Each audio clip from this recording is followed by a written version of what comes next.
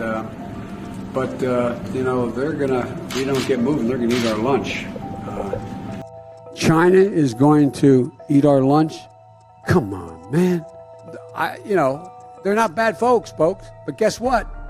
They're not they're competition for us.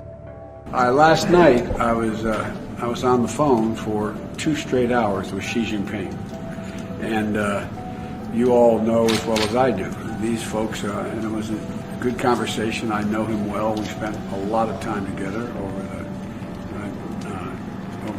the years I was vice president.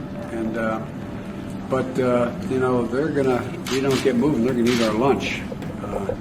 They have major new initiatives on rail, and they already have rail that goes 225 miles an hour.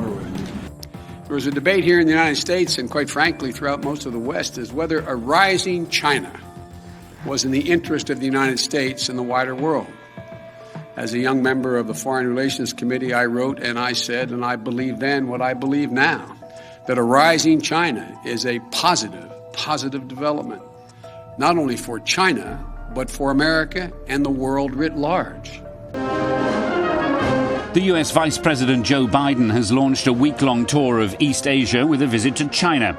The two financial heavyweights stressed the need for a close relationship if the global economy is to return to health. Biden's host, the Chinese Vice President Xi Jinping. Well, China doesn't want to see me elected. China never gave our country anything.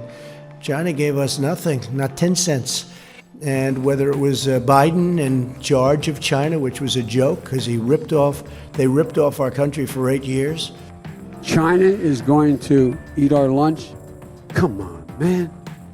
You know, they're not bad folks, but guess what?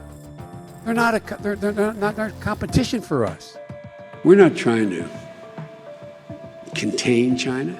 We're not trying to slow down Chinese growth. The growth of China is overwhelmingly in our interest. But, you know, we don't get moving, they're gonna eat our lunch. They have major new initiatives on rail, and they already have rail that goes 225 miles an hour. We try to move in a position where they end up being the source of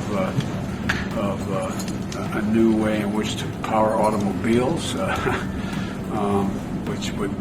going to invest a lot of money. They're investing billions of dollars in dealing with a whole range of issues that relate to transportation, the environment, and a whole range of other things. So we just have to step up.